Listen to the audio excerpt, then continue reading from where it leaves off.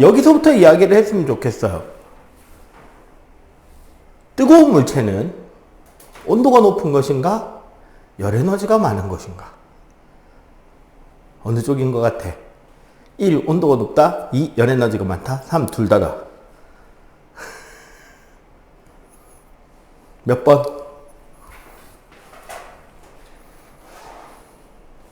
몇 번? 자, 오늘 수업 마칠 때쯤에 다시 물어볼게요. 똑같은 질문을. 자, 온도라는 것은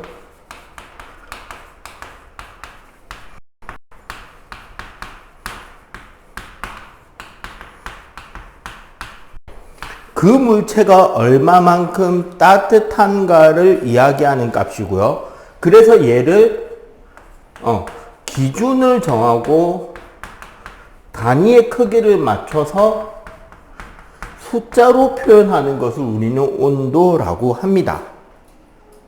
그죠? 자, 일반적으로 온도라고 하는 도구는 우리가 많이 쓰는 게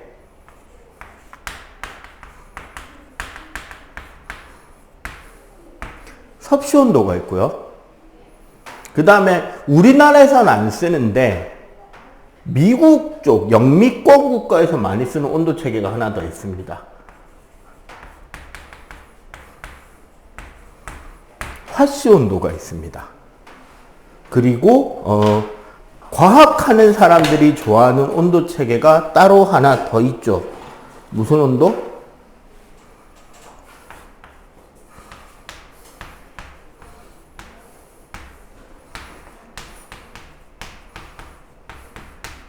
우리가 켈빈이라고 부르는 절대 온도가 있습니다.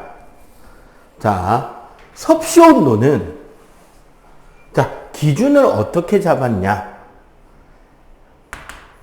1기압에서 물의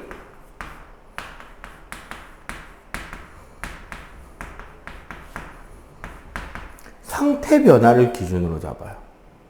물의 상태 변화. 그래서 물이 어느 점을 0도로 끓는 점을 100도로 잡아서 그 사이를 총 100개의 구간으로 쪼갠 게 섭씨 온도 1도입니다.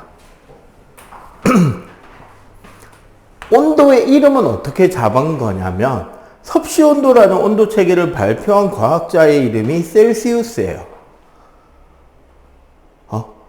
셀시우스라는 이름을 중국에서 한자어로 쓰려고 하다 보니까 한자에 셀이라는 발음이 있을까요?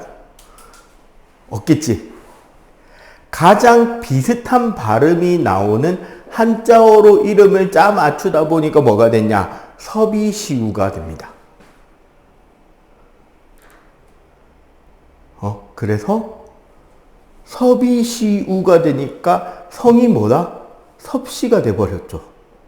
그래서 섭씨의 온도입니다. 진짜다. 거짓말 같지만 진짜다. 그럼 화씨 온도는? 과학자 이름이 파렌화이트예요. 파렌화이트라는 이름을 한자어로 쓰면 화이우러엔입니다. 그래서 화씨의 온도가 됐어요. 골 때리죠. 화씨 온도는 우리나라에서 많이 안 쓰는데 의외로 학생들은 그 화씨 온도를 구하는 공식을 배워요. 언제? 2학년 때인가 1차 함수 배우거든요. 수학 시간에. 1차 함수식의 기본형을 되게 잘 따르기 때문에 화씨 온도 공식을 수학 시간에 배워요. 화씨 온도는 5분의 9 섭씨 온도 더하기 32라는 누가 봐도 아주 잘 만들어진 1차 함수 그래프 1차 함수 딱 수식이 나오죠. 이렇게 복잡한 온도 체계가 된 데는 화씨 온도의 기준점이 특이하기 때문입니다. 파렌하이트는 온도 체계의 기준을 어떻게 생각했냐면 사람이 살고 있는 도시의 온도라는 말이 말 그대로 따뜻한 정도잖아. 따뜻함이 마이너스인 건 말이 안 된다라고 생각했어요. 섭씨 온도로 따지면은 저기 북유럽 쪽은 영하가 한 1년의 절반은 영하잖아. 마이너스 온도잖아. 그러니까 그건 말이 안 된다. 그래서 어떻게 온도 체계를 잡았냐면 기준점을 3개를 잡아요. 첫 번째 기준. 사람이 살고 있는 도시의 연평균 기온 중에 가장 추운 도시의 1900년 1월의 평균 기온을 0으로 잡아요. 저기 시베리아 한복판에 냅다 추운 도시 있는데 거기에 제일 추운 게 1월 달인데 그 1월 달의 평균 기온을 0이 되게 잡습니다. 그럼 되게 추워지겠지. 맞죠? 그러고 나서 어떻게 온도를 추가로 잡느냐? 우리 소금과, 그러니까 얼음물에 소금을 넣으면 어떻게 되냐면 녹는 점이 더 내려가요. 얼음물에 소금을 넣으면 녹는 점이 더 내려간단 말이야. 그래서 영하의 온도를 만들어낼 수 있어. 그냥 얼음물은 우리 0도거든요. 응? 섭씨로. 근데 이 소금물에다가 그러니까 얼음물에다가 뭔가를 다른 걸 더 넣어주면 온도가 더 낮아집니다. 이렇게 해서 더 낮출 수 있는 데까지 낮추는 온도를 기준으로 잡은 게 물과 얼음과 염화암모늄을 1대1대1로 섞으면 영하 14도인가까지 떨어져요. 거기를 기준점을 하나를 더 잡아. 그리고 세 번째 기준점을 어디로 잡았냐면 사람의 체온 평균입니다. 어쨌거나 그 기준점 3개를 잡아놓고 그 사이를 일정한 간격으로 쪼갤 수 있는 온도 체계를 연구하다 최종적으로 정리된 공식이 이거예요. 자, 그런데 이걸 기준으로 하면 어는 점은 어떻게 되냐면 32화씨 온도, 끓는 점은 212화씨 온도로 총 같은 구간에 180도의 온도가 생기는 거예요. 즉 1도의 폭이 어떻다? 더 촘촘하고 좁다라고 볼 수 있죠. 맞지? 그리고 화씨 온도 공식은 다른 공식이 하나 더 있습니다. 사실은 이게 더 간단한 공식이긴 한데 뭐 할 때 좋냐면 이 공식은 섭씨를 화씨로 바꿀 때 좋죠. 화씨를 섭씨로 바꾸려면 불편하겠지. 그지? 그래서 그때 쓸 수 있는 공식이 하나 더 있어요. 화씨 온도는 5분의 9 가로 열고 섭씨 온도 더하기 40 가로 닫고 빼기 40. 이렇게 하냐? 섭씨 온도는 9분의 5 화씨 온도 더하기 40 빼기 40으로 돼요. 요렇게 정리해서 보면 한 번에 뒤집어서 풀 수가 있는 장점이 생기겠다. 그지? 알아두면 좋은 겁니다. 알겠죠? 사실 이 화씨 온도 때문에 우리나라 스포츠 중계에서 사고가 터진 적이 한 번 있습니다. 2010년대에 리우데자네이루 올림픽인가 월드컵인가 있었어요. 브라질 월드컵. 월드컵이구나. 그 전에 우리나라 TV에 뭐가 유행을 했냐면 그 전에 올림픽 때 무한도전 멤버들을 객원 해설로 집어넣었어. 중계팀에다가 MBC가. 그러니까 원래 정규 캐스터가 있잖아. 그리고 전문적인 해설자가 있잖아. 이 둘이만 하면 재미가 없잖아. 물론 요즘에는 이제 해설자로 들어오는 게 뭐 안정환이나 이영표나 말재주 좋은 운동선수들이 들어와서 전에보다는 좀 재밌고 실감나는 해설을 하는데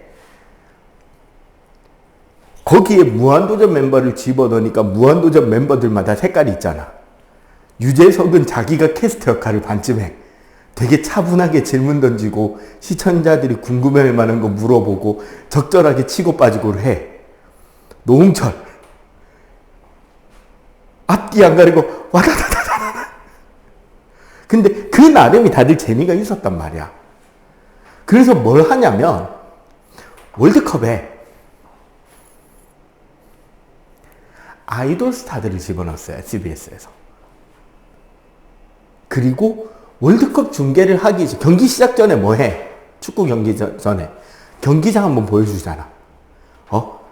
밖에 한번 쫙 보여주고, 드론인지 뭔지 비행기에 상공 촬영했는지 쫙 올라가가지고 위에서도 한번 경기장 보여주고, 뭐, 몇 명이 들어가는 경기장이고, 몇 년에 지어진 거고, 뭐, 이게 만약에 다른 프로축구팀이 쓰고 있으면 어떤 팀이 쓰고 있는 경기장이고, 뭐, 등등등 하고, 오늘은 지금 날씨가 어떻고, 기온이 어떻고, 막 이런 거 보여주잖아. 그 뒤에 양팀 선발 멤버, 스타팅 멤버는 어떻게 되고, 주로 쓰는 포지션은 어떻고, 상대 팀에 뭐, 조심해야 되는 선수는 어떤 선수가 조심해야 되고, 막 그런 거 이야기했잖아.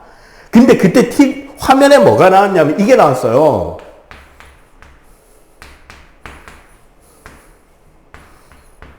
요렇게.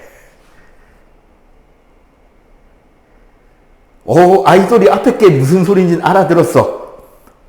템퍼레처, 온도, 몇 도? 88도. 우와!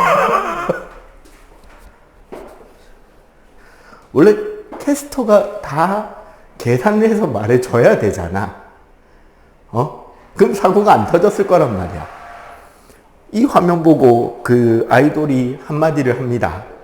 와, 우리 국가대표 축구 붉은 악마 전사 정말 대단들 하신 것 같습니다. 어떻게 88도나 되는데 축구를 할 수 있죠? 저는 40도만 돼도 더워 죽겠던데 30도만 넣어도 더운데 저 어떻게 88도에서 축구를 할 수 있죠? 화시온도죠. 이거 섭씨로 바꾸잖아? 그럼 몇 도쯤 되게? 28도예요. 오늘 낮에보다 시원해. 공차기 좋은 날씨죠. 그지? 날이 따뜻해서 다치지도 않고. 단위는 중요한 겁니다. 늘 내가 문제 풀 때 단위 또박또박 잘 써라 하지. 단위 제대로 안 보면 이따구가 됩니다. 자, 마지막 절대온도.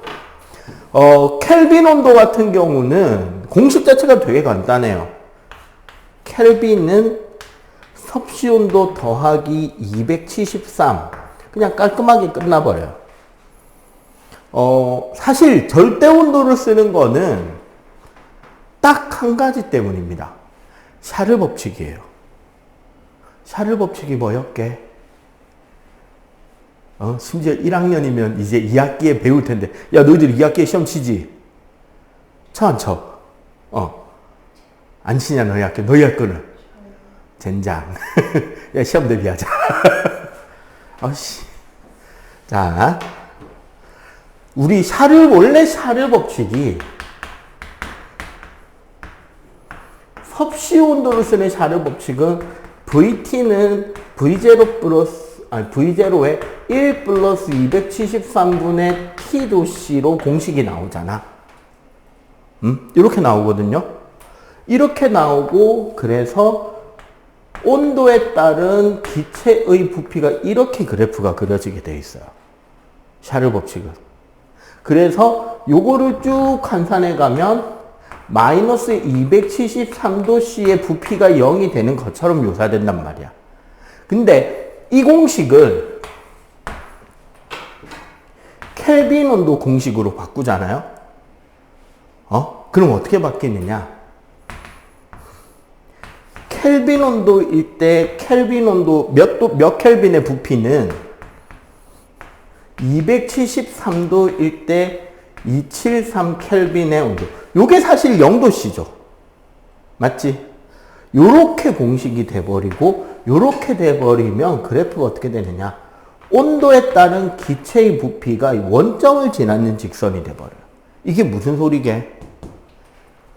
우리 샤를 법칙을 가지고 기체의 부피를 계산하려면 부피를 예를 들어 1.5배로 만드는 온도를 찾고 싶다. 지금 현재 온도에서. 몇 도가 되면은 지금 부피의 1.5배가 될 거냐? 그럼 원래 어떻게 계산해야 되느냐? 지금 부피를 0도씨 부피로 한번 바꾸고, 0도씨 부피를 다시 1.5배, 지금 온도에서 부피가 지금 온도를 기준으로 1.5배가 되는 그 부피를 맞춰서 온도를 찾아내야 돼. 그럼 복잡한 계산을 2번 해야 된단 말이야. 그런데 절대 온도로 만들잖아요? 기체 부피를 1.5배 만들고 싶다? 그러면 절대 온도를 1.5배로 늘리면 돼요. 계산이 되게 간단해져 버리지. 무조건 온도는 기체 온도에 정비례하는 공식으로 바뀌어 버린단 말이에요. 비례해서 늘어난다가 아니라 그냥 아예 대놓고 정비례야. 그러면 계산이 어떻게 된다? 되게 간단해지겠죠. 그래서 원래 과학에서는 절대 온도를 쓰도록 만듭니다. 자, 계산을 해보면 어는 점은 273켈빈, 끓는 점은 373켈빈으로 똑같이 100도 차이가 나요. 온도에서. 오케이? 그래서 사실은 고등 과정에 가면 온도의 개념에서 정확하게 현재 온도가 몇 도인지가 중요하게 되는 타이밍이 나와요. 그런데 우리가 중등에서 배우는 온도는 온도가 몇 도이냐가 중요한 게 아니라 몇 도에서 몇 도까지 온도가 변했느냐, 온도가 변하는 폭이 중요하단 말이지. 그래서 어떻게? 온도 변하는 폭이 중요하기 때문에 섭씨 온도, 절대 온도를 써야 되지만 섭씨 온도를 써도 차이가 있다 없다? 없다. 그래서 우리가 중등 과정에서는 온도 변화를 사용할 거기 때문에 섭씨 온도를 써도 무방하다. 원래는 절대 온도 쓰는 게 맞다. 됐죠? 그지? 자, 여기까지 일단 정리. 자, 두 번째 내용. 온도에 대해서 어느 정도 배웠으니까 이제 열에 대해서 좀 공부를 해보도록 하겠습니다.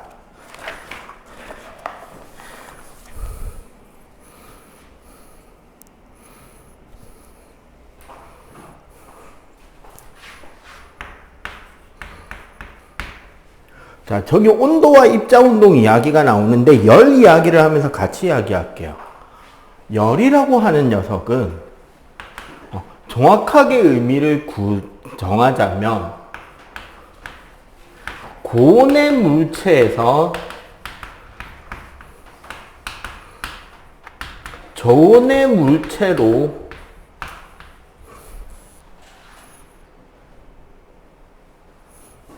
이동하는 에너지입니다. 그러니까 물체가 가지고 있는 걸 열에너지라고 하지 않는다는 거예요. 물체가 가지고 있는 게 열에너지가 아니라는 겁니다. 열에너지라는 거는 항상 어디에서 어디로? 고온에서 저온으로 이동하는 에너지가 열에너지고요. 자, 이 열에너지라는 거 우리가 기호 Q라고 하는데 열에너지가 할 수 있는 일의 첫 번째가 뭐냐면 온도를 변화시킵니다. 온도가 변하잖아요. 물체의 온도가 높아지게 되면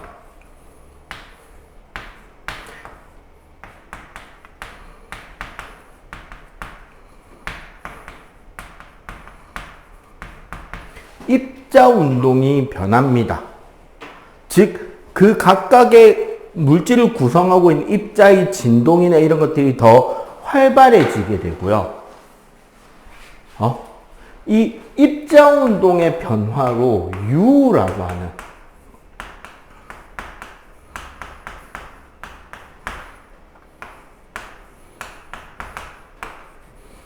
이 내부 에너지의 변화가 오게 돼요. 사실 내부 에너지라는 게 뭐냐? 그 각각의 입자의 운동 에너지 평균 곱하기 입자 개수예요. 무슨 소리냐 이거는? 그 입자가 가지는 전체의 운동 에너지를 말하는 거예요. 오케이? 온도가 올라가면 입자들이 운동이 활발해질 거 아니야. 운동이 활발하다는 거는 그 입자가 에너지를 많이 가지고 있는데 이때 입자가 가지는 에너지를 내부 에너지라고 한다는 거죠. 알겠지? 열 에너지가 아닙니다. 뜨거운 물체는 열 에너지를 많이 가지고 있는 게 아니라 원래는 내부 에너지를 많이 가지고 있는 겁니다. 그런데 내부 에너지라는 개념 자체가 언제 배우느냐? 이거 고등과정 가서 원래는 배우는 거예요. 그래서 중등에서는 내부 에너지라는 개념을 따로 설명 안 하기 때문에 그냥 열 에너지인 것처럼 두루뭉술하게 설명 잘 안 하고 슥 지나가 버려. 알겠지? 에너지를 많이 가지고 있는데 그게 뭐다? 내부 에너지다. 알겠죠? 자, 그래서 운동이 활발해지잖아? 그럼 뭐가 바뀌느냐?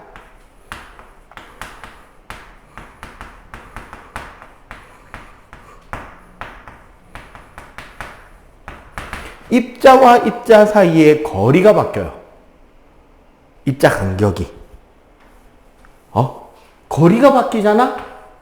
그러면 길이나 넓이나 부피가 바뀌게 됩니다. 우리는 여기를 뭐라고 한다?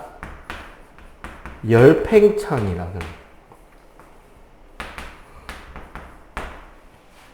열팽창이라고 하고요.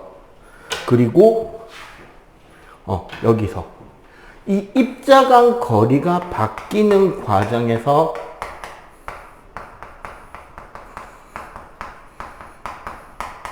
입자와 입자 사이의 인력이 변하게 되고 인력의 변화가 더 심해지면 뭐가 일어난다?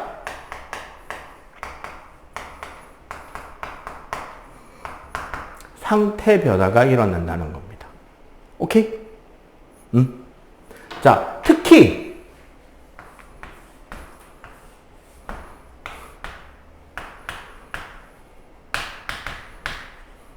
고온의 물체와 저온의 물체를 딱 붙여 놓잖아요. 이렇게 두 개를 붙여 놓으면 어떤 일이 일어나느냐? 고온의 물체의 입자 진동은 매우 활발합니다. 아까 이야기했죠. 온도가 높으면 운동이 증가한다고. 그지? 저온의 물체는 입자 진동이 상대적으로 어떻다? 좀 둔해. 근데 얘네 둘이 어떻게 돼 있다? 지금 딱 붙어 있잖아. 그럼 무슨 일이 생긴다? 얘가 막 흔들리면서 얘를 딱 때려버린다는 거지. 막 흔들리면서 딱 때리면 얘도 어떻게 될까? 충격을 받았으니까 더 많이 흔들리겠죠. 운동이 활발해지는 것은 내부 에너지가 증가하는 개념, 즉 온도가 증가하는 개념으로 간다는 거지. 결과 얘가 이렇게 서로 딱 붙여 놓으면 얘가 얘를 일을 하게 됩니다. 더 많이 잡아 흔드는. 근데 이 일이라는 게 사실은 뭐다? 에너지를 전달하는 개념이에요. 그래서 결론적으로는 어떻게 되느냐? 뜨거운 물체의 온도는 점점 낮아지고요. 요거 세로축 온도입니다. 차가운 물체의 온도는 점점점 증가해요. 언제까지? 둘의 온도가 같아질 때까지.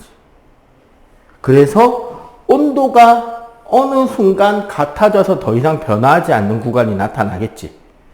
우리는 이 온도가 같아지는 순간을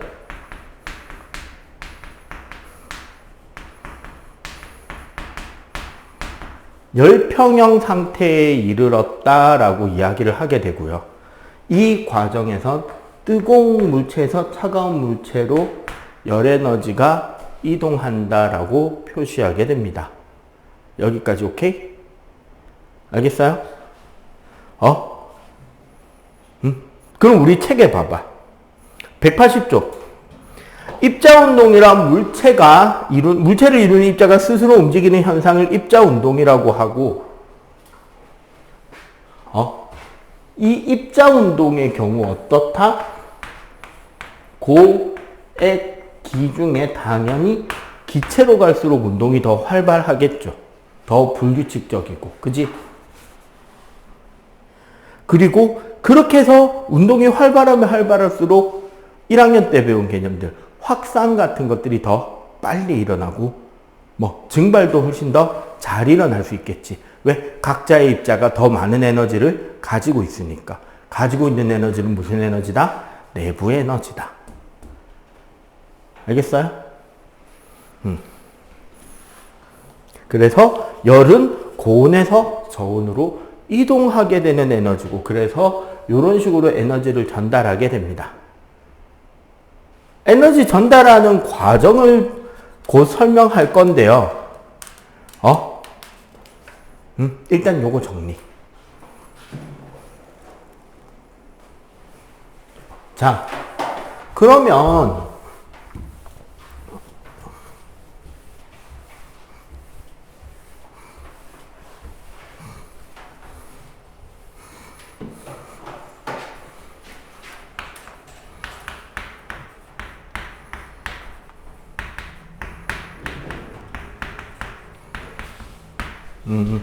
자, 교과서, 우리 교재 어디를 펴냐면요.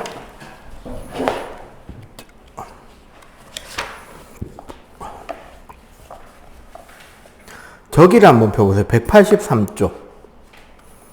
열의 이동과 단열.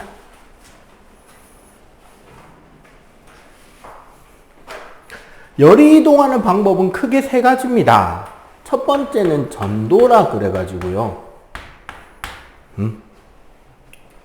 자, 주로 고체에서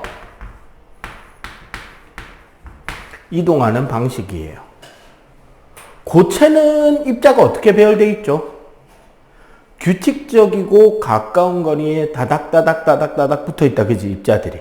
그리고 서로 입자 간 인력이 어떻다? 매우 강하죠.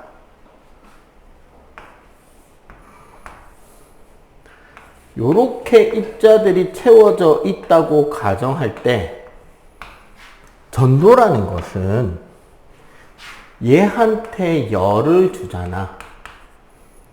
그럼 어떻게 된다? 이 입자 운동이 활발해지겠죠. 열을 받았으니까. 그리고 활발해진 입자는 이웃한 입자를 때려줍니다. 충돌하겠죠? 그럼 결국 충격을 받은 입자도 어떻게 된다? 운동이 활발해지겠지. 이렇게 이웃한 입자 간의 충돌에 의해서 열이 전달되는 방식을 우리는 전도라고 합니다. 그리고 이렇게 전도로 열이 전달이 되는 과정에서 일반적으로 재밌는 거는 금속의 열 전달이 비금속 물질의 열 전달보다 훨씬 더 잘 전달을 하게 되는데, 왜 금속의 열 전달이 더 크냐? 바로 뭐 때문이다? 자유전자의 존재입니다. 우리 1학기 과정에서 저항 배우고 전류 배우고 할 때 금속은 도선에 뭐가 있다? 그 금속 내부에 자유전자라는 녀석이 있다 그랬죠. 맞지? 그 자유전자들이 먼저 그 다음 입자들을 때려준다는 거죠. 내부에서 운동하면서. 그래서 금속이 비금속보다 열전도성이 훨씬 뛰어납니다. 전기가 잘 통하는 만큼 열도 잘 통한다는 거죠. 그래서 우리 후라이팬이나 냄비 밑바닥 뭐로 만들어요? 냄비 밑바닥 무슨 재질이야? 금속이죠. 후라이팬 바닥은 금속이잖아. 여러분들 집에 후라이팬 손잡이 뭐로 돼 있어요? 나무나 플라스틱이지. 비금속이잖아. 왜? 밑바닥은 열을 전달해 줘야 되니까 금속으로 돼 있고, 손잡이로는 열이 전달되면 안 되죠. 뜨겁잖아. 그래서 비금속으로 돼 있다고요. 오케이? 요렇게 이웃한 입자 간의 충돌에 의해서 열 에너지가 전달이 되는 것이 바로 뭐다? 전도다. 됐죠? 자, 두 번째. 대류.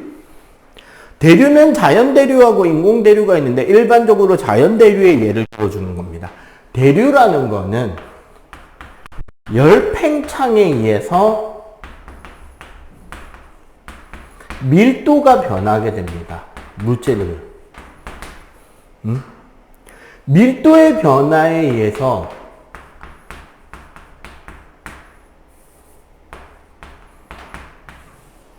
부력의 작용이 일어나게 돼요.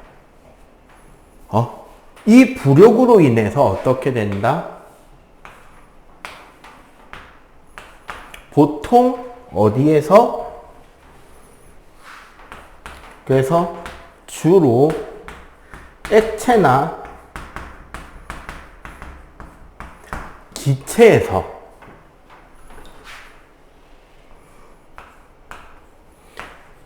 열을 가하게 되면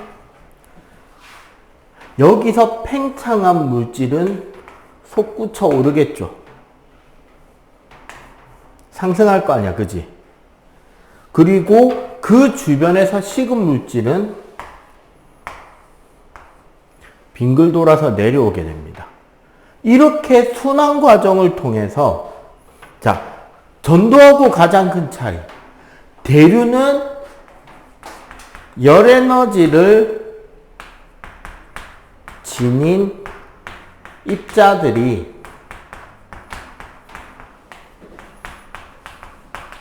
직접 이동하게 되죠. 맞지? 하지만 전도는 충돌이라는 말 자체가 입자들은 이동하지 않는다라는 말입니다. 예를 들어 학교에서 뭔가 우리 가정통신문 같은 거, 인쇄물 같은 거를 아이들한테 나눠준다고 할 때 제일 앞줄 앉은 애한테 이만큼 뭉텅이를 하나 주면서 야, 너 하나 가지고 뒤로 전달해. 그러면은 학생들은 자기 자리에 앉은 채로 자기 한 장 빼고 뒤로 넘겨주죠. 뒤로 넘겨주고 해서 쭉 뒤로 전달이 되지. 이게 뭐에 의한 전달 방식이다? 전도인 거예요. 그러면 대류는 선생님이 이만큼 들고 다니면서 지나가면서 한 장씩 나눠주는 게 대류가 되는 거지. 열 에너지를 가진 입자가 직접 움직이면서 열을 전달하잖아. 무슨 차이가 있는지 알겠죠? 자, 세 번째.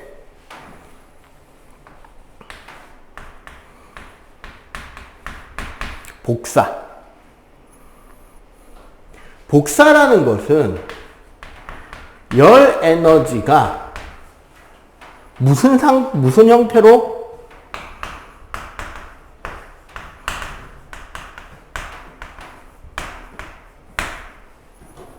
자, 빛의 형태로 전달됩니다. 우리가 빛이라는 것은 전자기파라서 결국 이건 뭐냐면 전기장과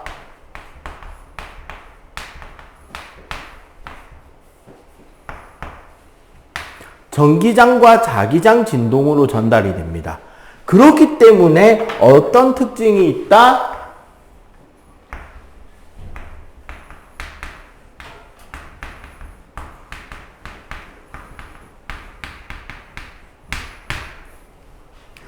실제 진공을 통해서도 열 에너지를 전달할 수 있는 것이 복사예요. 우리 캠프파이어나 이런 거 할 때 모닥불 피워놓고 그 앞에 쭈그려 앉아서 불 쬐고 있으면 따뜻하죠. 시골에 아궁이 앞에 이렇게 불 쬐고 있어도 따뜻하지. 그 다음에 뭐 있냐? 광열기라고 하는 거 있죠. 선풍기 비슷하게 생겼는데 안에 코일이 들어있어갖고 딱 키면 뺑 하면서 벌겋게 달궈져가지고 앞쪽으로 열 쏴주는 거 있잖아. 본 적 있죠? 그리고 선생님 오늘 오전에 몸이 좀 피곤해가지고 허리도 좀 아프고 해가지고 물리치료 받았거든요. 병원에 가서. 병원에서 어디 다쳐가지고 물리치료 받으러 엎드려 계세요 하고 이상한 빨간 전구 켜주는데 그거 딱 가까이 대고 있으면 따뜻하잖아. 그지? 그게 뭐예요? 열이 빛의 형태로 전달이 되는 거예요. 그 다음에 코로나 되게 심할 때 여러분들 어디 건물 들어갈 때마다 뭐 했어요? 기억해 봐봐. 이막 까고 삑 하고 들어갔잖아. 맞지? 이게 뭐냐면 여러분들 피부에서도 여러분들 피부의 온도에 맞는 빛의 파장이 나오고 있어요. 단지 그게 적외선이라서 우리 눈에는 안 보일 뿐이야. 근데 그 적외선 빛의 요 파장 있잖아요. 이렇게 파동처럼 만들어질 거 아니야. 이 한 마디의 길이를 재면 그 물체가 몇 도인지를 알 수 있는 거예요. 그걸로 온도 재는 거야. 비접촉식 온도계는. 그래, 그런 것들이 전부 다 뭐다? 파동의 형태로, 빛이라는 파동의 형태로 전달이 되는 것이 바로 복사입니다. 그러니까 뜨거운 물체에 이렇게 손 가까이 대고 있으면 따뜻하게 느껴지는 게 결국은 뭐다? 복사라는 거죠. 캠파이어나 이런 모닥불 펴놓으면은 뜨거운 공기가 막 위로 솟구쳐 올라가지. 그게 전부 다 뭐다? 대류인 거예요. 선생님이 옛날에 일했던 학원에, 그 학원에서는 밥을 시켜 먹었거든? 학원 옥상에 그 선생님들 먹는 식당으로 불리는 그 컨테이너 박스가 하나 있고, 거기에 이제 밥을 시키면 그 인근에 있는 식당에서 배달을 해주세요. 그러면 제일 많이 시켜 먹는 게 결국 뭐냐면, 순두부찌개, 된장찌개, 김치찌개, 돌솥비빔밥, 제육볶음이야. 특히 찌개류나 돌솥비빔밥을 하면 뚝배기에다가 주잖아. 음식을 담아주잖아. 그리고 그 가게에선 특징이 숟가락, 젓가락을 전부 다 스테인리스제, 금속재 숟가락, 젓가락을 다 갖다 줬어요.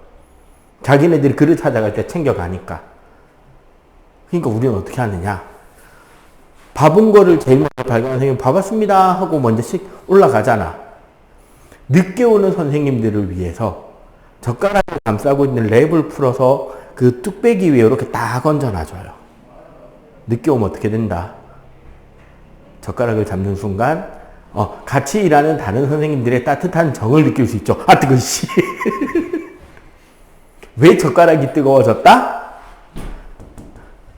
전도에 의해서 열의 에너지가 젓가락 끝까지 전달이 잘 돼서 입자 운동이 활발하니까 뜨거운 거다. 알겠지? 자, 이렇게 열을 전달하는 방법이 크게 세 개. 전도, 대류, 복사가 있습니다. 그러면 열 에너지 전달을 막으려면 어떻게 하면 될까요? 이 세 가지를 막으면 되겠죠.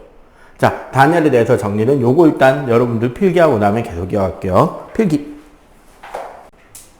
자, 그러면 결국 우리가 단열이라는 건 무슨 뜻이죠? 단열. 열을 끊을 단이거든요. 열의 이동을 막는 것을 단열이라고 합니다. 그러면 극단적으로 어떻게 하면 된다? 열의 이동을 막는다라는 말은 세 가지만 생각하면 되죠. 전도를 막고, 대류를 막고, 복사를 막으면 되잖아. 그지? 자.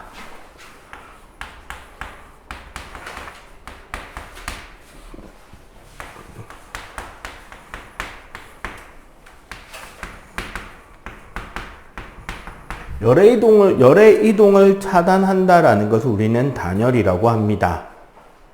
그래서 단열을 하는 거는 결국 우리가 전도, 대류, 복사 세 가지를 다 막으면 완벽한 단열이 될 거 아니야. 그지? 그래서 일단 자, 가장 대표적인 거.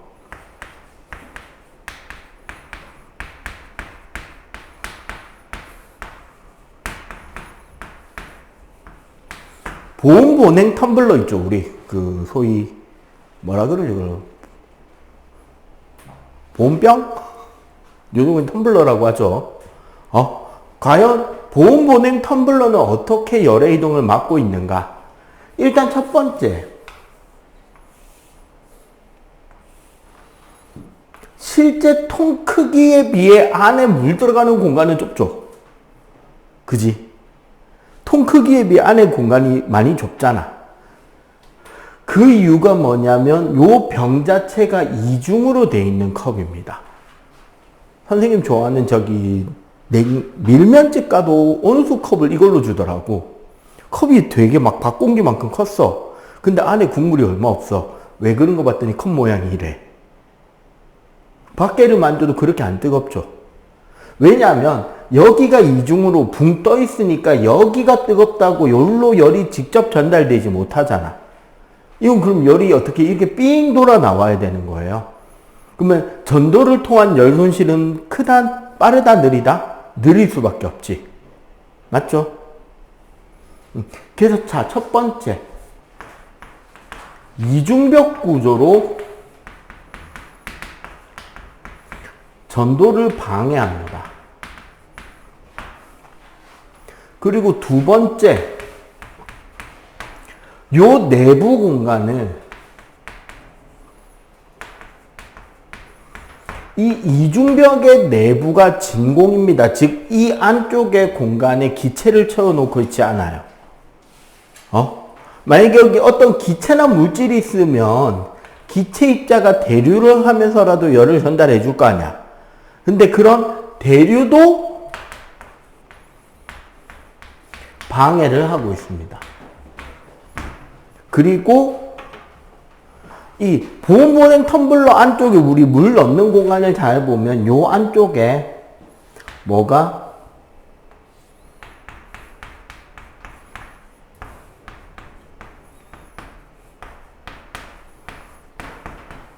은거울 코팅이 되어 있습니다. 즉 거울처럼 도금을 시켜놔요. 반짝반짝 빛나잖아. 그래서 안쪽이 되게 막 우리 모습 잘 비쳐 보이고 하잖아. 이게 뭐를 하고 있다? 복사를 방해하고 있다는 거죠. 그렇기 때문에 이 보온보냉 텀블러에 뜨거운 물을 넣으면 하루 종일 따뜻할 것이고 차가운 물을 넣으면 하루 종일 차가운 상태를 유지하죠. 왜?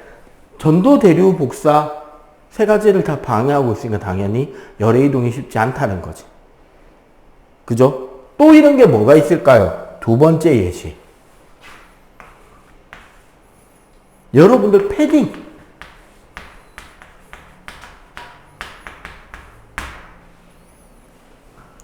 겨울철에 입는 롱패딩이나 일반 패딩 점퍼 있잖아요. 얘네들도 단열 기능이 매우 뛰어납니다. 기본적으로 어떻다? 내피와 외피가 분리되어 있죠. 우리 살이 닿는 곳과 바깥쪽이 붕 떠 있잖아. 도톰하게. 이게 무슨 효과를 낸다? 이중벽 구조의 역할을 합니다. 그래서 전도를 방해해요.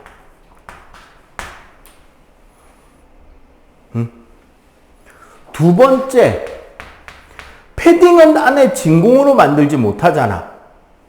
그러니까 뭘 채워놓는다? 솜이나 깃털을 채워놓죠. 맞지? 얘가 뭐다? 공기순환을 방해합니다. 즉, 대류를 방해하죠. 일반적으로. 그리고 세 번째, 최근에 패딩들 중에 좀 고급 라인이 있잖아요. 고급 라인 패딩은 우리 등이 닿이는, 등판이 닿이는 곳에 뭐가 붙어져 있자? 알루미늄 호일 같은 게 붙어져 있어요. 은박지로 반짝반짝하게. 혹시 본 적 있어? 딱 여기 우리 등 닿이는 부분에 이렇게 보통 사다리 꼴이나 네모 반듯하게 안에 호일이 붙어 있어요. 알루미늄 호일 같은 게. 뭐?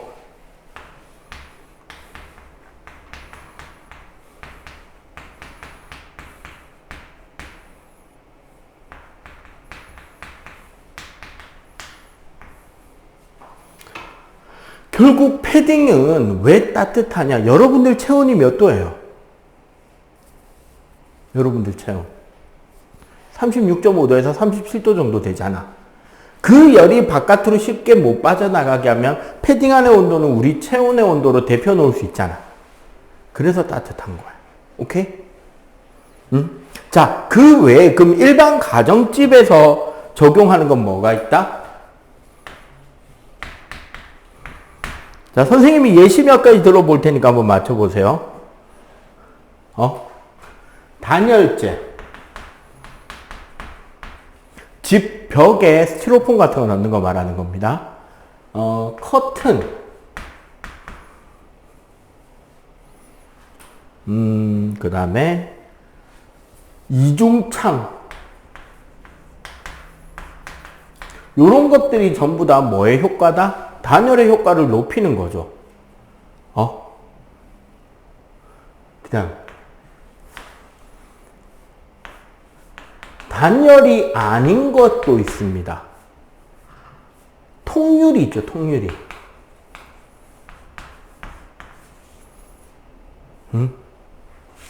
저기 선생님이 보통 많이 있는 센텀에서 저기 바닷가 쪽으로 보면은 해운대 바닷가 쪽에 아파트 건물 전체가 유리로 되어 있는 게 있어요. 통유리 건물. 단열일까요, 그거? 아니지. 통유리는 단열이 될 수 없어요. 왜? 밖에서 빛 에너지가 얼마나 잘 들어오는데. 그래서 어떻다?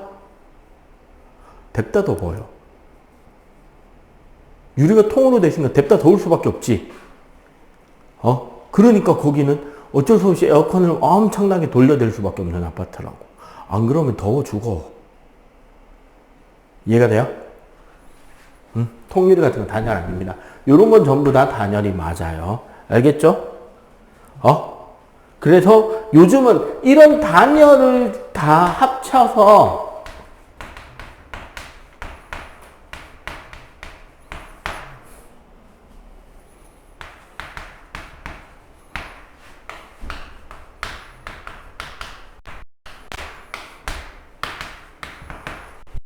자, 저기는 우리 패시브 하우스라고 적혀 있는데, 액티브 에너지 제로 하우스, 패시브 에너지 제로 하우스라는 게 있습니다. 이건 뭐냐면, 신재생 에너지를 사용하거나 단열을 통해서 집안의 냉난방을 최대한 화석 연료나 전기 에너지를 적게 쓰는 집으로 만들어 보자라는 노력이에요. 막 유리창도 이중창이 아니라 삼중창으로 설치하고, 겨울철에 어떻게? 밖에서 빛을 많이 받은 뒤에 이열이 안 빠져나가도록 저장하는 방법도 연구하고, 그리고 어쩔 수 없이 전기를 써야 되면 풍력이나 지열 혹은 태양광 발전기 같은 걸 활용해서 전기 사용량을 줄이고, 이런 식으로 해서 화석연료를 적게 써보자 그러는 노력이 있는 게 에너지 제로 하우스. 지금 여기는 그 중에 단열에 대한 것만 주로 이야기했으니까 패시브 하우스라는 말이 나온 겁니다. 아시겠죠? 자, 요거 필기 마저 하고 182쪽, 3쪽, 4쪽 밑에 빈칸하고 184쪽 문제 한번 풀어보세요. 자, 머리가 왜 이래? 정리 좀 하고. 비열, 192쪽. 자, 열에너지를 계산하는 개념입니다. 일단 주요 개념들을 볼게요. Q, 열에너지. 자, Q는 열에너지 혹은 열량이라고 하고요. 얘 단위는 킬로칼로리가 기본 단위입니다. 열에너지라는 것은 아까 우리가 계속 배운 것처럼 항상 고온에서 저온으로 이동한 에너지의 총량이에요. 고온에서 저온으로 이동하게 되는 에너지 총량을 우리는 열에너지라고 하고 Q라고 합니다. 참고로 1kcal라고 하는 열에너지량 있잖아요. 이게 얼마나 되는 열이냐면 물 1kg을 1도씨 증가시킬 수 있는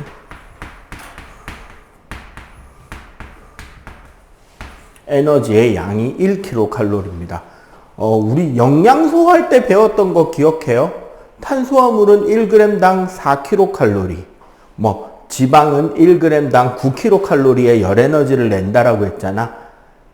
그지? 그게 요 열에너지 단위랑 같은 단위예요. 알겠죠? 자, 두 번째. C, 비열. 비열은 단위가 좀 복잡합니다. 그래서 단위 공간만 좀 빼놓고 뒤에 뜻을 먼저 적을게요. 비열의 정의라는 거는 어떤 물질 1kg을 1도씨 상승시키는 데 필요한 열 에너지량이에요.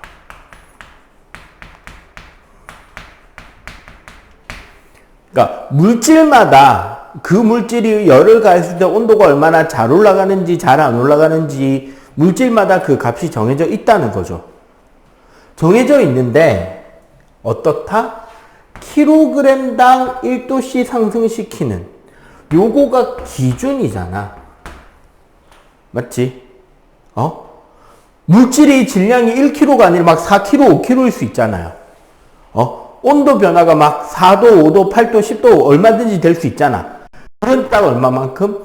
기준 질량을 기준 온도 1kg당 1도당 얼마만큼이 필요하냐를 물어보는 거잖아. 그럼 1kg당의 값을 구하고 싶으면 어떻게 하면 돼요? 1kg당의 뜻은 질량으로 나눠주면 되죠. 맞지? 1도 변화시키는데 온도 변화 폭으로 나눠주면 돼요. 뭐를? 필요한 열 에너지량 Q를. 이걸 뭐라고 한다? 비열 C라고 합니다. 맞죠? 근데 요거 잘 보세요. 항상 기준이 되는 녀석이 어디로 간다? 분모로 갑니다. 전에도 몇 번 이야기했죠. 비례식을 분수로 표현할 때 기준값은 분모다, 분자다? 분모다라고 몇 번 이야기했었습니다. 그지? 그래서 봐봐. 얘는 분자로 가잖아요. 그냥 곱하기니까, 열량 단위는. 근데 질량과 온도 단위는 분모로 내려가 있죠. 그지? 공식이 그렇잖아. 얘는 분자고 요 둘은 분모잖아요. 그래서 비열 단위가 킬로칼로리 퍼 가로 열고 킬로그램 곱하기 도씨 가로 닫고입니다. 요렇게 보니까 어떻다?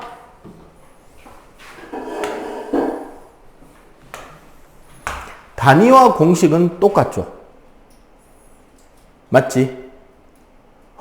공식이 단위고 단위가 공식이에요. 특별한 업적이 있어가지고 그 업적을 만들어낸 과학자의 이름을 단위에 넣지 않는 이상은 단위와 공식은 같이 간다라고 생각하시면 어떻다? 편하다. 알겠죠? 자, 비열까지 했고요. 그 외에 나오는 거 이제 M. 요거 우리 질량이죠. 당연히 킬로그램. 가열하거나 냉각시키는 물질의 양을 뜻하는 겁니다.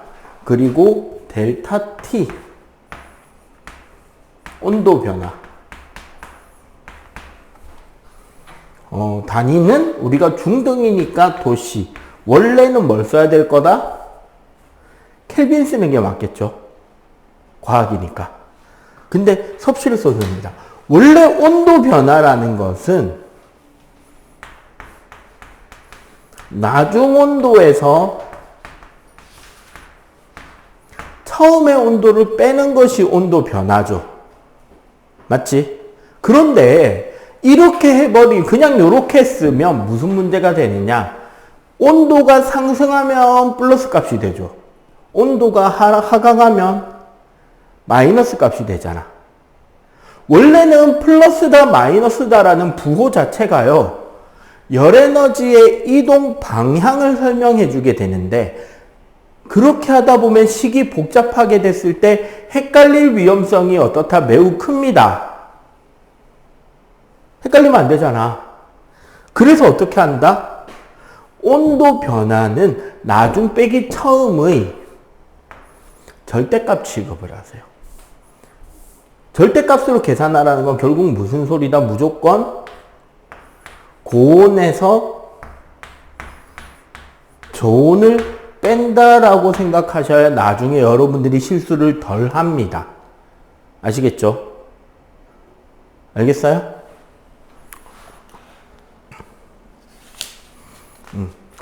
그리고 참고로 비열의 값은 이건 물질의 특성이에요. 특성인데 물의 비열이 1kcal/kg 도씨입니다. 그리고 이게 우리가 알고 있는 모든 물질의 비열 중에서 가장 커요. 물이 가지는 포지션이 되게 특별한 물질이기도 하다는 거죠. 물의 비열 1이 제일 큰 비열이라는 겁니다. 아시겠죠? 그만큼 물은 온도가 잘 변한다, 안 변한다? 잘 안 변한다라는 거지. 그리고 보자, 비열. 여기서는 되게 한랑하게 돼 있는데, 요거 계산을 하게 되거든? 특히 요거 한번 잘 보세요. 우리 요 공식으로 바꾸면 어떻게 바꿔 쓸 수 있다? Q는 CM 델타 T. 선생님 분수 싫어한다 그랬잖아. 맞죠?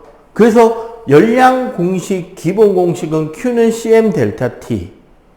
바베큐는 CM탁으로 외워주시면 좋겠습니다.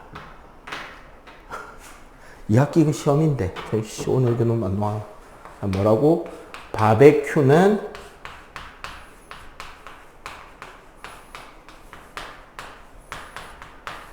딱 맞죠? 바베큐는 CM탁. 그지? 그러면 요거를 계산하는 문제는 결국 무엇이다? 이 공식을 써서 계산하는 유형별 문제가 나온다는 거죠. 자, 쉬운 것부터 어려운 것까지 순서대로 문제 푸는 요령을 기본 틀을 가르치고 같이 문제를 좀 풀어볼 거예요. 풀어보고 풀어주고. 자, 1. 첫 번째 문제 유형. 단순 계산. 자, 단순 계산이란 건 무슨 소리냐? Q는 CM 델타 T, 즉 CM T 고온 빼기 T 저온의 공식으로 문제에 주어진 데이터를 찾아서 공식에 대입해서 계산하면 끝인 문제가 이제 여기에 속합니다. 자, 한번 볼게요. 이 문제에 적용이 되는 문제는 뭐냐? 가장 대표적으로 18번이 이 문제죠. 2011년 삼천중학교 기출문제. 이거 여러분들 실제로 학교 기출이에요. 10년 전. 자, 18번 문제 봐봐. 30도씨 물 200g을 가열하여 100도씨로 만들려고 할 때 공급해줘야 되는 열량은 얼마냐?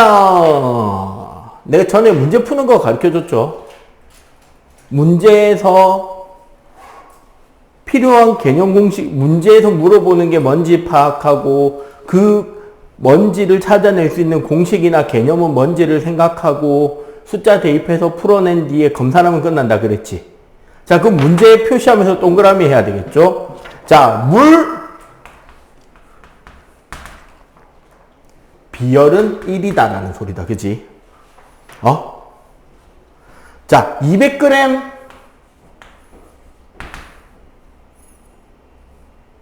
질량이 0.2kg이라는 소리죠. 맞지? 그 다음에 30도 화살표 70도 30도에서 100도씨까지 화살표를 딱 그어서 뭐? 델타 T는 70도라는 소리지. 그리고 맨 마지막에 Q가 얼마게 묻고 있는 거잖아. 맞아, 틀려. 맞죠? 그러면 여러분들은 18번 문제에 요 뜻들이 표시가 돼 있어야 되는 거예요. 요거, 맨 마지막 Q가 얼마냐 물어보는 문제다가 표시돼 있어야 돼. 시험지에 요게 표시돼야 된다는 거예요. 자, 그러고 나면 뭐 하면 된다? Q는 CM 델타 T니까 1 곱하기 0.2 곱하기 70이네? 맞지? 그럼 얼마? 14 단위 킬로칼로리. 오케이? 그냥 요게 1 패턴입니다. 제일 쉬운 거. 자, 2 패턴. 비례 반비례.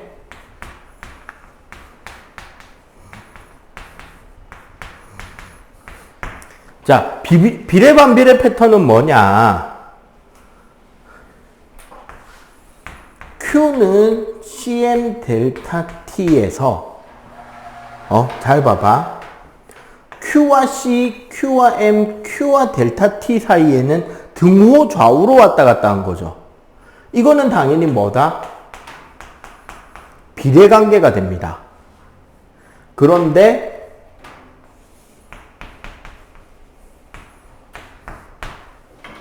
보통 C와 델타 T나 M과 델타 T 관계, 얘네들은 뭐다? 반비례 관계가 돼요. 그래서 문제에서 주어진 데이터를 바탕으로 비례냐 반비례냐를 따지는 문제가 있습니다. 25번 그래프 한번 보실래요? 25번 위에 있는 그래프 보자. 질량이 1kg인 두 물체 A, B를 같은 세기의 불꽃으로, 자, 같은 세기의 불꽃으로 Q 같다는 소리죠? 동시에 가해놨을 때 Q 같다는 소리입니다. 맞지? 질량 1kg, 질량도 같네요. 맞지? 자, 그럼 이 문제 봐봐. 25번 문제. 질량도 같고, 자, 질량도 같고, Q도 같아요. 그러면 결국 뭐와 뭐의 관계다? 비열과 온도 변화가 반비례라는 문제잖아. 맞지? 자, 그렇게 하고 그래프를 딱 보세요.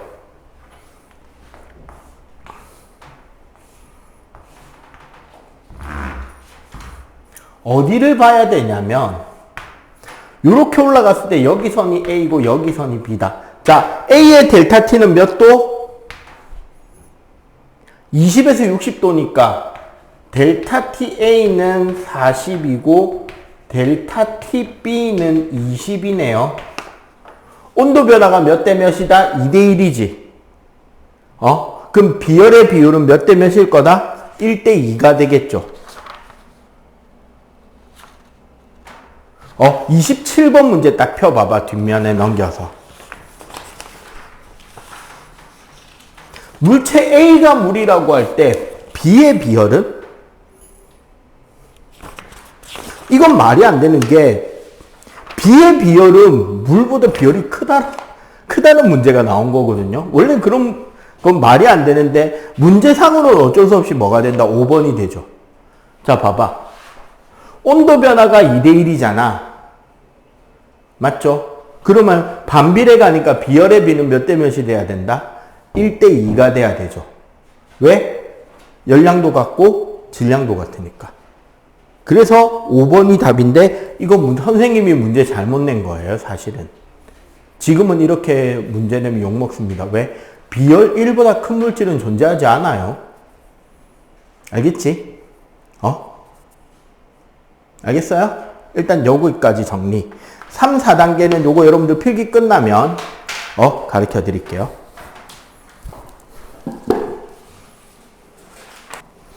자, 3, 4단계는 그럼 뭐냐?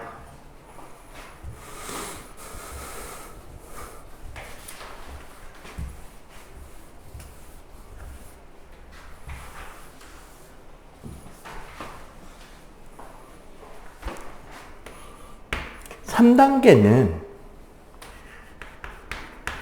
열평형 문제입니다. 열평형이라는 것은 결국 뭐야? 온도가 다른 두 물체를 섞은 거죠. 맞지?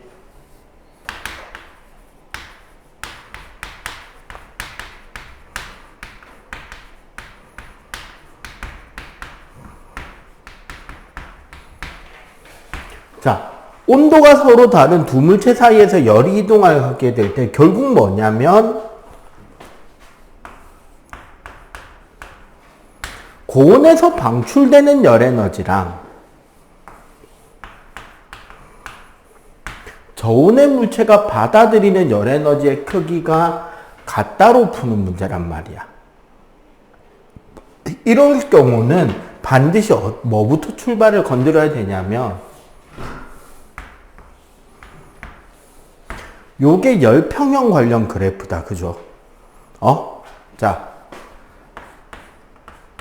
고온의 물 온도, 저온의 온도, 평형 온도. 그러면 봐봐. 고온의 물체가 잃은 열량은 뭐가 된다? 고온의 고온의 온도 변화 T 곱빼기 T평. 이 뭐랑 같아야 된다? 저온의 물체의 비열, 저온의 물체의 질량. 자, 여기서는 항상 뜨거운 데서 낮은 온도를 빼라 그랬잖아요. 여기는 그래서 고온에서 평균 평형 온도까지를 쟀잖아. 그럼 여기서 어디서 어디? 평형 온도에서 저온의 온도까지를 재서 요 온도랑 요 온도가 같다는 걸로 문제를 푸는 게 열평형을 이용해서 문제를 푸는 겁니다. 그런데 이 3번 문제를 푸는데 가끔씩 이런 경우 있어요. 3-1 패턴. 뭐냐면 즉 열평형 문제 중에 보통 뭐가 C가 일치할 때 혹은 M이 일치할 때 그러면 어떻게 된다? 둘 중에 하나가 일치해버리면 비례반비례 관계가 된단 말이야. 결국은 그러면 예를 들어 C가 일치한다라고 가정하면 위의 식이 어떻게 되냐면 C 곱하기 M 고 곱하기 델타 T 고는 C 곱하기 M 저 곱하기 델타 T 저가 되죠. 맞지? 근데 양쪽에 C가 같으니까 C를 약분해도 되잖아. 맞지? 그럼 이럴 경우 어떻게 된다? M 저분의 M 고는 델타 T 고분의 자 뭐다? 질량 비율과 온도 변화 비율이 반비례 관계가 된다는 거야. C가 일치하면. 비열이 일치하면 질량비랑 온도 변화비가 반비례하고 따라서 만약에 질량이 일치하면 똑같은 방법에서 뭐가 된다? C 저분의 C 고가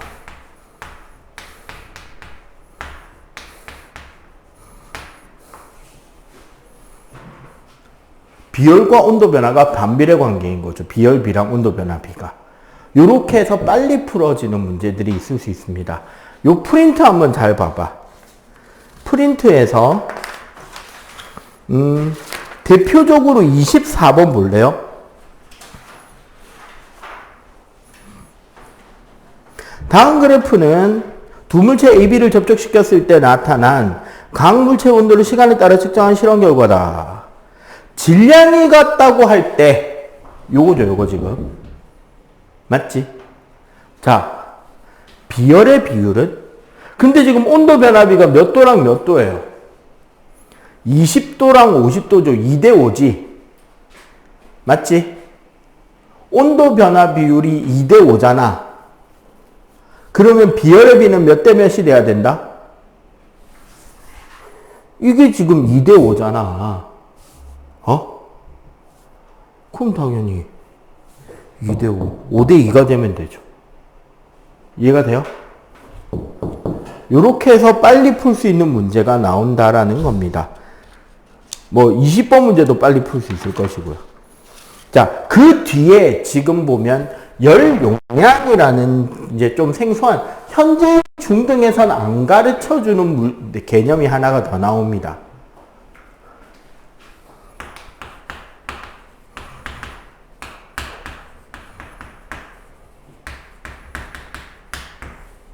연용량은 기호가 대문자 C고요. 연용량 단위는 킬로칼로리 퍼 도시예요.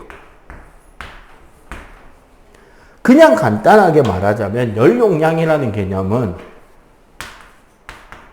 물체의 온도가 1도 변화할 때 필요한 열량입니다. 질량하고 관계가 없다는 거죠, 순수하게. 그러면 원래 공식이 C는 델타 T분의 Q가 되거든요. 1도 변화하는데 열량이 얼마냐니까요. 그래서 Q는 CM 델타 T였잖아. 그래서 비열 곱하기 질량으로 나오는 값이 되고요. 연용량이 크면 클수록 온도 변화는 적게 일어난다라는 겁니다. 오케이? 자, 요 부분 마저 필기 정리하시고, 요거 지금 새로 나눠준 문제가 몇 문제냐? 한 20문제쯤 되거든요. 한번 풀어보세요, 요거 필기하고. 시작. 자.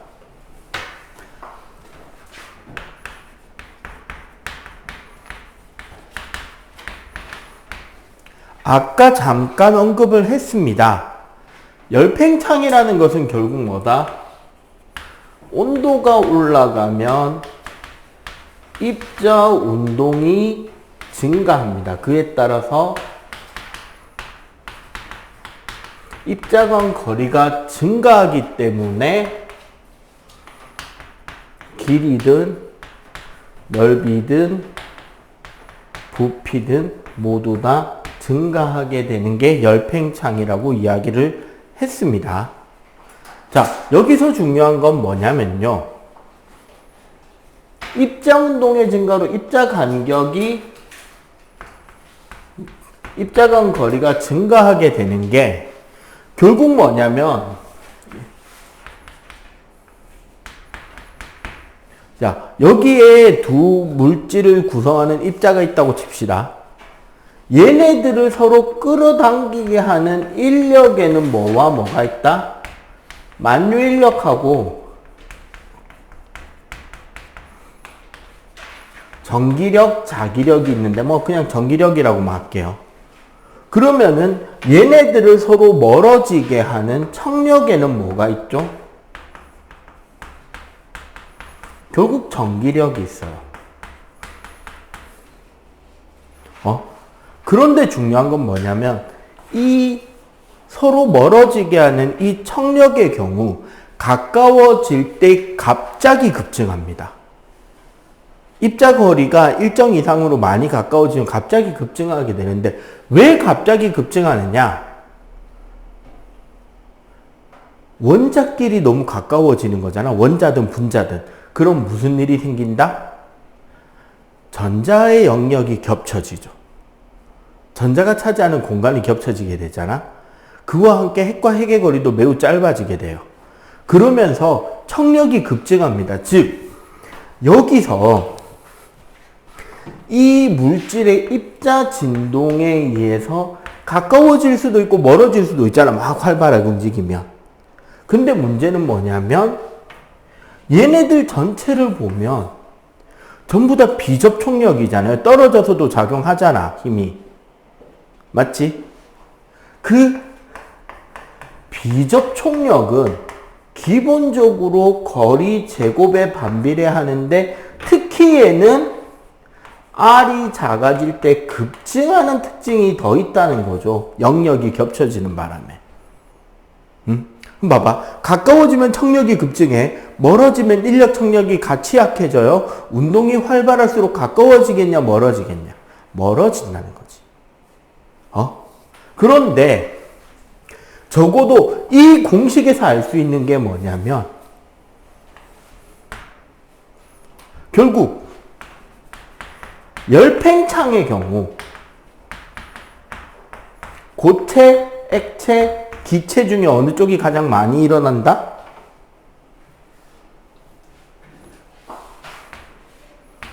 기체가 제일 많이 일어나요. 그런데 우리는 이 교과서에 보면 기체의 열팽창에 대한 설명은 거의 없습니다. 왜 많이 없을까요? 중학교 2학년 과학교과서에서도 기체의 열팽창을 따로 다루지 않아요. 고체의 열팽창과 액체의 열팽창은 따로 다루거든요. 기체는 안 다룹니다. 왜?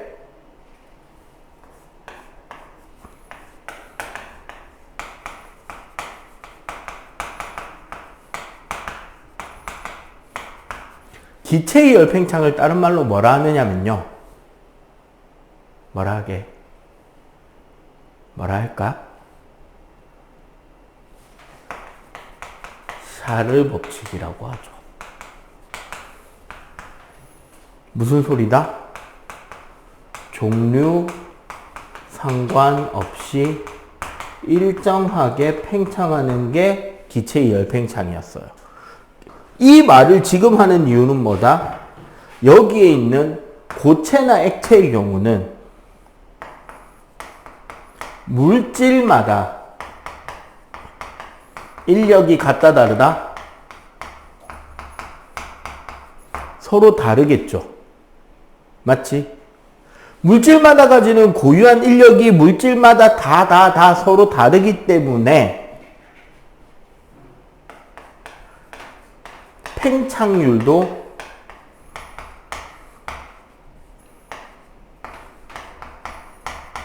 그 크기가 서로 다르다는 겁니다. 오케이? 물질마다 팽창되는 정도가 서로 다릅니다. 그래서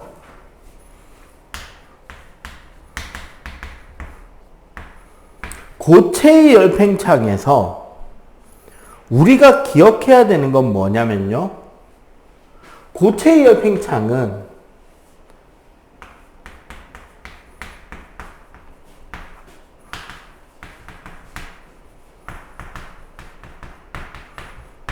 그 모양, 형태, 그 비율 그대로 확대되거나 축소되는 거예요. 특정 방향으로만 길어지는 게 아니라 모든 방향으로 입자와 입자 사이의 거리가 똑같이 늘어나고 똑같이 줄어들기 때문에 확대 축소의 개념으로 보셔야 돼. 이게 옛날에 부산대학교 영재원 입학시험에 나온 적이 있거든요. 부산대 영재인지 부산시 영재인지 기억이 가물가물한데 어쨌거나 한번 나왔어요. 뭐가 나왔냐면 자, 요런 동그란 원판을 열팽창 시키면 당연히 열팽창이니까 커지겠죠. 맞지? 이건 쉽죠? 자, 문제는 뭐냐? 이 가운데 있는 원판이 아니라 이게 워셔. 요 가운데 구멍 뚫린 원판이었다면 이 가운데 구멍 크기는 커지겠냐, 작아지겠냐? 열팽창 시키면. 어떻게 될까요?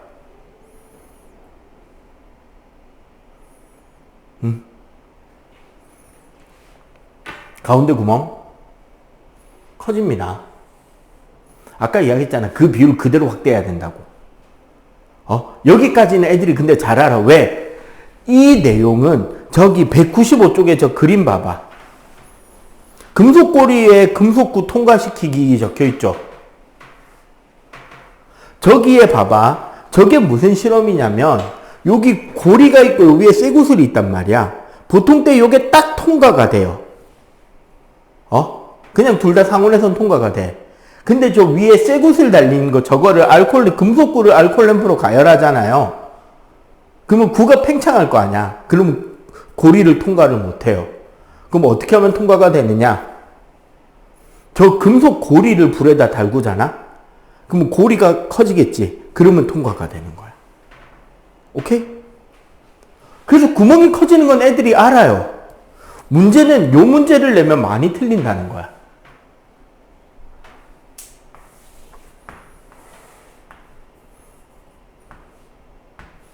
자, 요렇게 잘라놨습니다. 워셔를. 어떻게 잘랐는지 알겠죠?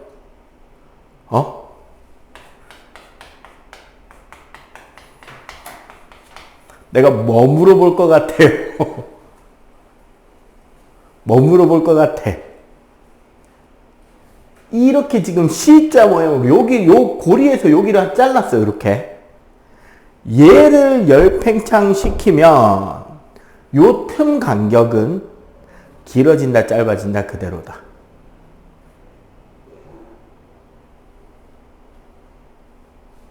어떻게 될까요? 어떻게 될 것 같아? 길어진다, 짧아진다, 그대로다. 요 틈은, 그러니까 더 넓어진다, 더 좁아진다, 그대로 있다. 요 간격, 요 간격. 요 간격.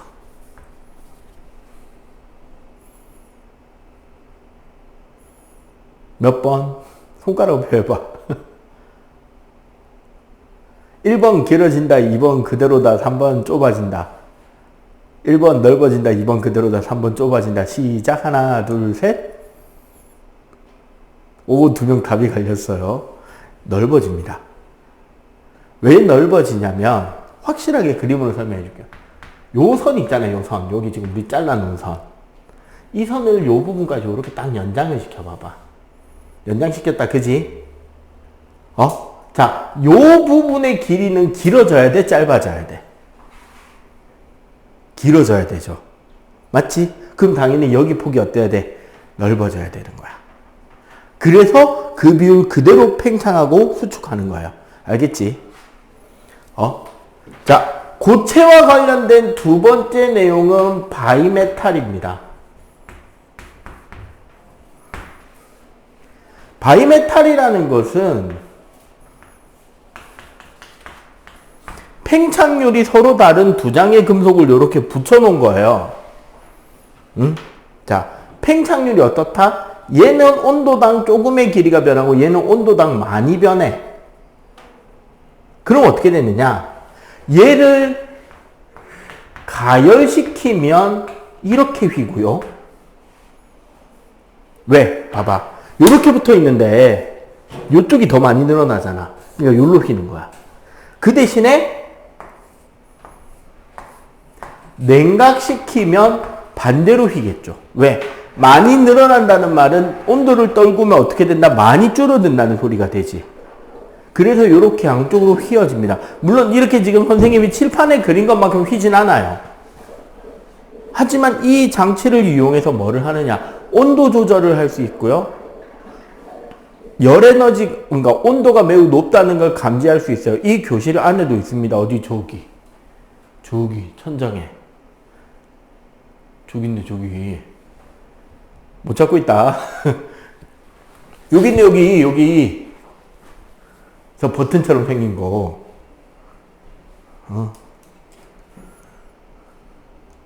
저기 저 버튼처럼 생긴 거, 저거. 손가락 어디 갔냐? 저거. 어쨌거나. 저게 뭐냐면, 화재 감지기예요. 그러니까 저 안에 바이메탈이 설치되어 있고 얘가 보통 때는 떨어져 있는데 너무 뜨거워지면 얘가 휘어지면서 붙어버리는 거예요. 스위치를. 그럼 어떻게? 저절로 비상벨이 울리고 땡땡땡땡땡땡 하고 여기 요 스프링클러들 있죠? 여기서 물이 쏟아지는 거야. 불 붙일 생각하지만 지금 머릿속으로 지금 불순한 아이디어를 돌리고 있는데 그러면 안 돼. 그리고 여러분들이 이게 어디에 있냐면 전기담요 있죠. 온수매트 온도 조절 장치에도 쓰입니다. 그리고 여러분들의 집에 두꺼비 집 누전 차단기도 이게 들어있어요. 집에서 전기가 누전이 되거나 합선이 되면 원래 흘러야 되는 전기보다 엄청나게 많은 전기가 순간적으로 흐르려고 할 거 아니야. 그러면 얘가 뜨거워져서 휘어지면서 스위치를 꺼버리는 거예요. 그러면은 집으로 들어오는 전기가 탁 끊어지겠지. 맞지? 옛날에는 퓨즈로 녹여서 끄는데 요즘은 이렇게 휘어지는 걸로 많이 하게 됩니다. 됐죠? 자, 그거 말고 저기 다리 음매나 철로 가스 송유관에 저렇게 디귿자 모양으로 휘어놓는 것은 열팽창에 의한 여유 공간을 잡아주는 거지. 저렇게 안 하면 어떻게 된다? 철로를 봐봐. 겨울철에 철로 덜컹거리는 소리가 싫다고 딱 붙여놨어. 그럼 여름철에 늘어나니까 어떻게 될까? 난리 나겠죠? 그지? 막 탈선 나고 난리 납니다. 큰일 나요, 그러면은. 그 다음에, 다리 같은 경우도 요렇게 딱 띄워 놓는단 말이야. 그럼 여름 되면 요게 많이 이렇게 되고 겨울 되면 요렇게 돼요. 그 다음에 저 파이프관 디귿자로 꼬아 놓은 거 봐봐. 요렇게 지금 딱 디귿자로 꼬아 놨잖아. 이거 여러분들 집 아파트에도 있습니다. 이게 여름이 되면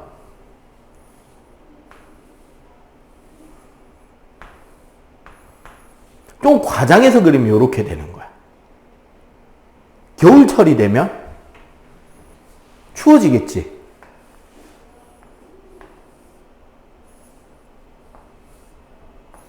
요렇게 돼요. 파이프가. 그러니까 요렇게 디귿자로 꺾어놓은 부분이 늘어났다 줄어들었다 하는 여유 공간 탄성을 잡아줄 수 있는 공간이 된다는 거야. 오케이? 알겠어요? 그래서 요 구간이 열팽창을 하는 부분을 흡수해 줄 수 있는 거고. 자, 그 다음에 나오는 거. 철근 콘크리트나 치아 충전재. 저거는 어떤 걸 써야 되냐면, 철근 콘크리트에서는 철근과 콘크리트의 팽창률이 일치합니다. 여러분들 중학교 과정에서 암석이 풍화돼서 토양이 되는 과정을 배웠을 거예요. 바위가 흙이 돼 가는 과정에 보면, 온도에 의한 풍화라는 게 있는데, 여러분들 암석에서 광물 배웠죠? 우리 화강암 같은 경우 보면 석영, 장석, 후금모가 섞여 있잖아. 근데 얘네들의 열 팽창률은 다르단 말이에요. 같은 돌이긴 한데 물질이 달라서.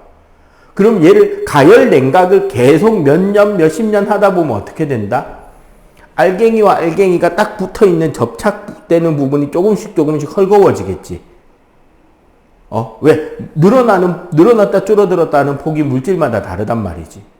그러면 그 빈틈에 뭐가 스며들어간다? 물이 스며들어가요. 그리고 물이 얼면 부피가 어떻게 되죠? 커지지. 그런 식으로 해서 암석이 쪼개져서 돌멩이가 되고 모래가 되고 흙이 되어 간다는 거야. 시간이 지날수록. 알겠어요?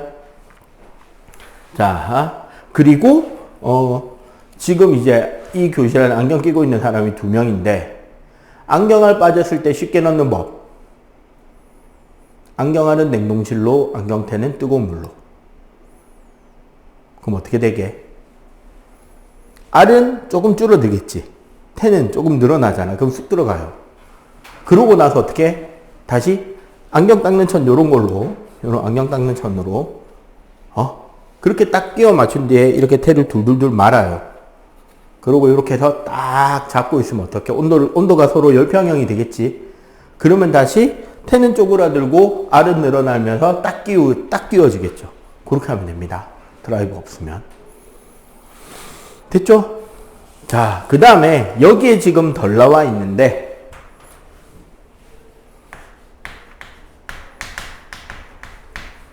액체의 열팽창. 액체는 고체보다 팽창률이 큽니다. 실제로 우리 지구온난화에 의해서 나라가 없어지는 나라들이 있어요. 국토가 없어져 가는 나라들이 있어. 어쩌면 여러분들이 나중에 선생님 나이쯤이나 선생님보다 훨씬 더 일찍 나중에 결혼할 나이가 됐을 때 여러분들이 놀러갈 몰디브는 없어져 있을 수도 있습니다. 해수면이 상승하기 때문에. 근데 보통 우리가 많이들 착각하는 게요. 해수면의 상승이 빙하가 녹아서 그렇다라고 이야기를 많이 하잖아. 그죠? 많이 그렇게들 이야기들 하죠? 사실 그거보다 더 많이 해수면을 높이는 요인은 다른 겁니다. 그냥 물 자체가 열팽창해요. 물 자체가 열팽창해요. 여러분들 요즘에 참 보기 힘든 액체 온도계 있잖아요. 안에 알코올이 들어있는 거. 그거 밑에 보면 구부라 그래서 색소가 타져 있는 알코올이 많이 들어있고 위에는 되게 가느다란 관으로 해서 열팽창에 따라서 그 물질이 오르락내리락 하는 걸로 재거든요. 그 알코올도 팽창률이 어느 정도 일정하기 때문에 우리 체온 범위에서 온도의 변화를 측정하기 좋은 물질인 거야. 자, 그런데 이런 액체의 열 팽창에서 주의해야 될 내용이 하나 있습니다. 첫 번째가 겉보기 팽창이라는 개념이 있어요. 겉보기 팽창이라는 것은 열 팽창된 액체의 부피를 측정하잖아? 실제 값보다 적게 측정됩니다.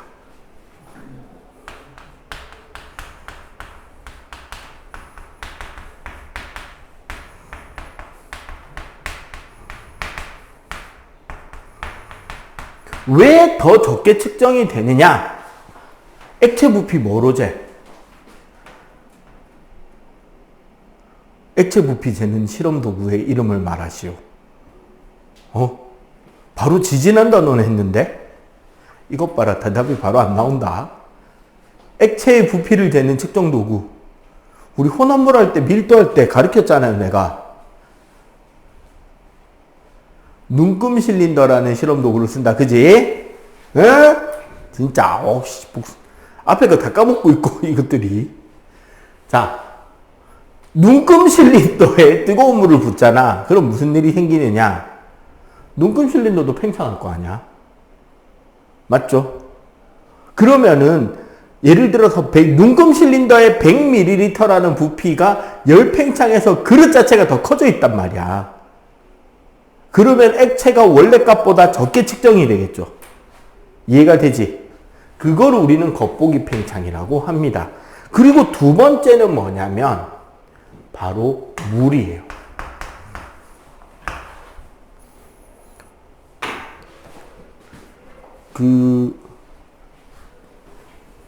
물의 열 팽창의 최고 하이라이트는 이겁니다. 물은 영상 4도일 때 부피가 제일 작아요. 즉 4도 이상의 온도에서는 일반적인 열 팽창이 일어나는데 4도 이하의 온도에서는 우리가 육각수라고 부르는 과정이 생깁니다. 뭐냐면 여러분들 물이 얼어서 얼음이 되면 얼음 결정이 만들어지는데 그 모양이 몇 각형이냐? 육각형 벌집 구조를 가지게 돼요. 엘사가 가출해서 자기 집을 지었을 때 기둥도 육각형, 방바닥도 육각형이었잖아. 괜히 육각형이 아닌 거야. 그게 뭐다? 물의 얼음이 되었을 때 물의 결정 형태라는 거지. 눈의 결정이라고 사진 나오는 것들 보면 다 몇 각형이에요? 육각형이잖아. 그지? 근데 왜 그렇게 되느냐? 물 분자는 얼어붙으면서 기본적으로 육각형 벌집 구조를 가지게 되고 그 가운데 요 안쪽에 빈 공간이 생깁니다. 이러면서 부피가 10% 증가하게 돼요.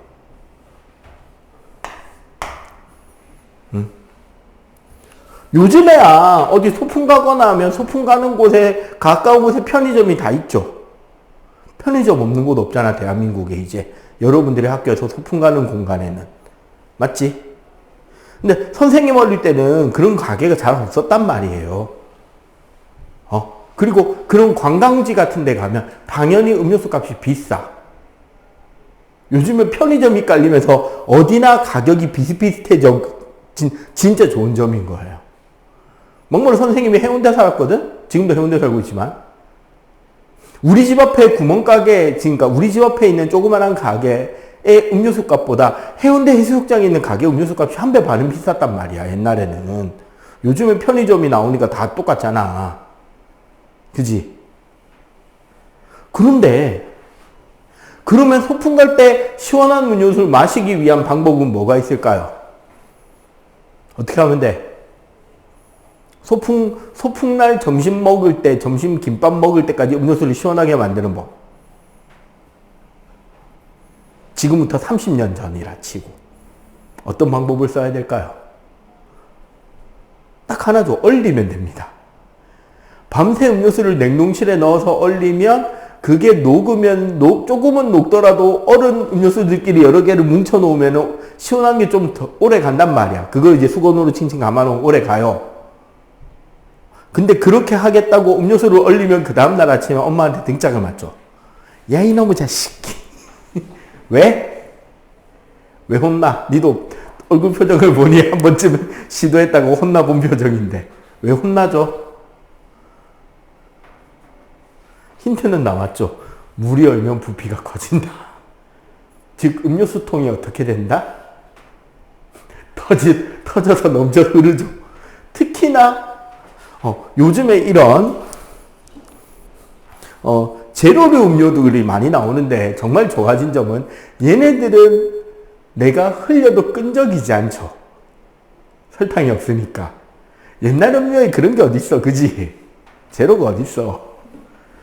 일단 흐르면 끈적거리는데 냉동실 안에서 음료수가 터졌다고 생각해봐. 충분히 혼날 거리가 생긴 거죠. 맞지? 많이 혼났습니다. 요즘 건 또 잘 안 터져. 옛날 거 진짜 잘 터져. 특히 캔 음료 100% 터져. 그렇게 살았어요. 알겠어요? 그리고 특히 따라서 4도씨의 물의 밀도가 가장 크죠. 그래서 뭐가 가능하냐? 겨울철에 호수에 가면 맨 위에서 얼음이 얼고요. 왜? 부피가 늘어나면서 밀도가 작아지니까 얼음은 위로 뜬다는 거지. 여러분들 아마 한 번쯤은 만들어 먹어본 초콜릿이 있을 겁니다. 얼초라고요. 요즘에 마트 가면 있던데. 그 틀에다가 초코 시럽을 잔뜩 짜놓고 냉동실에 넣어서 얼리면 어떻게 된다? 이제 다음날 아침에 초콜릿으로 꽝꽝 얼어서 먹을 수 있게 되지. 모양대로. 옛날에 아들내미한테 혼난 적이 있습니다. 아빠가 핫타 먹었지. 라고. 왜? 분명 자기는 전날 저녁에 틀에 꽉꽉 채울 만큼 억지로 신경 써서 초콜릿을 다 짜놨는데 아침에 일어나 보니 가운데가 움푹 들어가 있어. 맞죠? 억울했습니다. 원래 초콜릿 같은 다른 액체들은 고체가 되면 부피가 줄어요. 양초 만들기를 해도 그렇고 비누 만들기를 해도 그렇고 초콜릿 만들기 해도 줄어요. 유일하게 액체가 고체가 되면서 부피가 늘어나는 건 물밖에 없습니다. 그래서 물의 얼음은 표면에서 얼죠. 이렇게 표면에서 물의 얼음이 얼게 되면 어떻게 되느냐? 네, 제일 바닥에 4도씨의 물, 이 물이 여기에 와 존재한다는 거야. 그러면 여기가 4도씨니까 이 안에서 뭐가 살 수 있다? 물고기가 살 수 있는 겁니다. 그럼 우리는 여기에 구멍 뚫어서 얼음 낚시를 할 수 있죠. 알겠죠?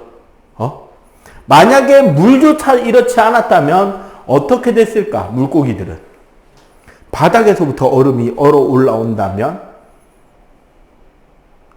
겨울이 되면 시골에 있는 강은 어시장이죠. 그냥 얼음판이 쫙 깔리고 그 위에 물고기가 쫙 그렇게 돼서 멸종되지 않으려면 물고기는 어떻게 하면 될까 이제? 겨울이 되면 철새들이 이동하는 것처럼 겨울이 되면 얼지 않는 바다를 향해 나가야 돼. 바다 소금물에 적응해 가면서.